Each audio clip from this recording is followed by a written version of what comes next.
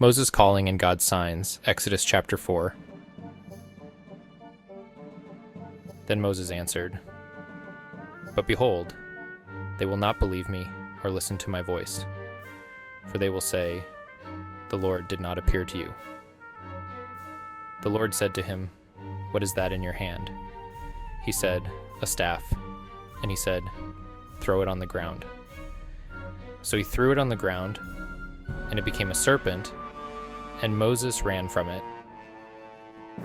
But the Lord said to Moses, 'Put out your hand and catch it by the tail.'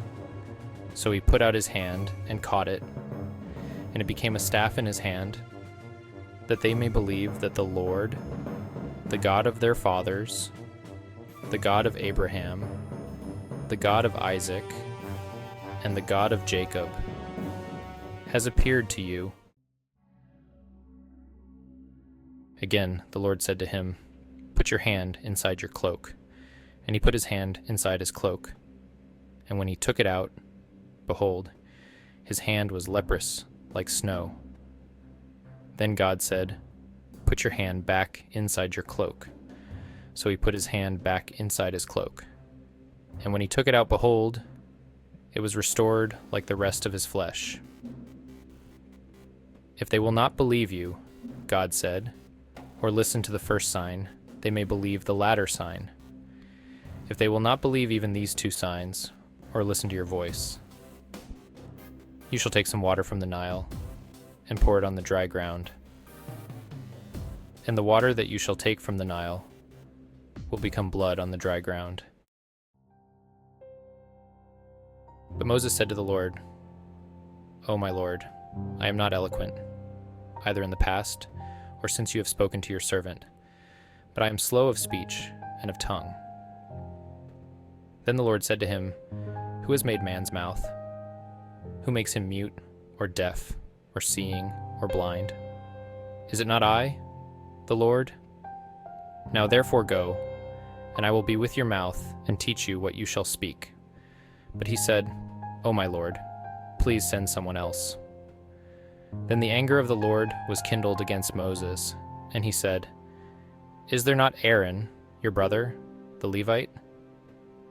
I know that he can speak well.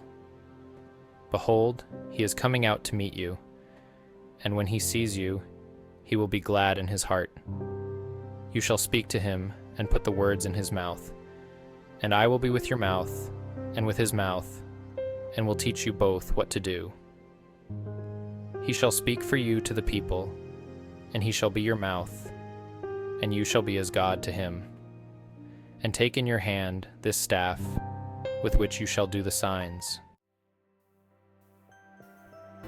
Moses went back to Jethro, his father-in-law, and said to him, "Please let me go back to my brothers in Egypt, to see whether they are still alive." And Jethro said to Moses, "Go in peace."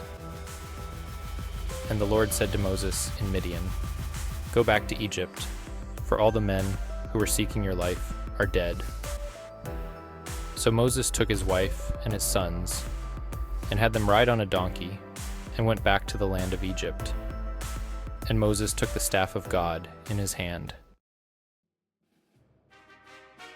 And the Lord said to Moses, "When you go back to Egypt, see that you do before Pharaoh all the miracles that I have put in your power. But I will harden his heart, so that he will not let the people go.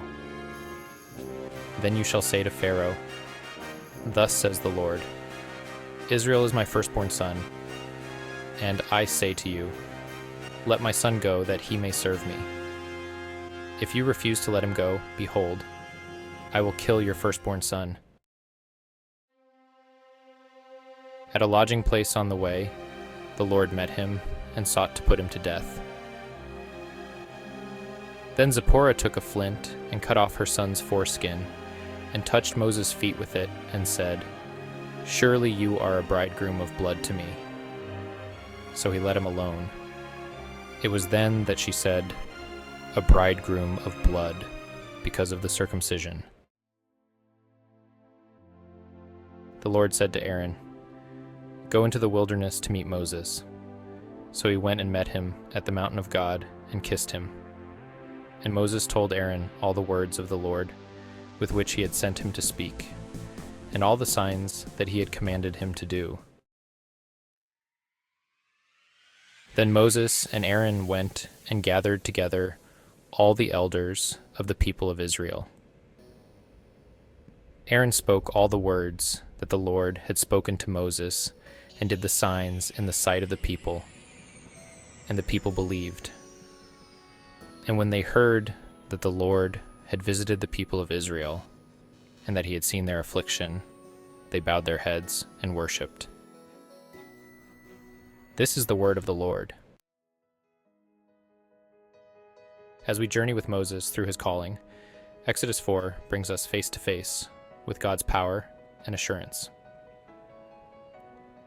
Moses, like many of us, wrestled with doubts and insecurities, questioning his abilities and struggling with fear. Yet, God's response was filled with both patience and purpose. He provided signs, empowered Moses, and appointed Aaron to support him, showing us that God equips and strengthens us for every task he calls us to, no matter how inadequate we may feel. In our own lives, we too may feel unqualified or unsure of the path God has set before us. Yet, just as God promised Moses, he promises to be with us, to guide our words, and to empower our actions. Trusting him, we can step forward in faith, knowing he provides everything we need to fulfill his purpose. Let's carry this message with us, reflecting on how God supports and strengthens us in every challenge. Until next time, keep striving to be more with God in every moment of your life. May his grace and peace guide you throughout the week. See you in our next chapter.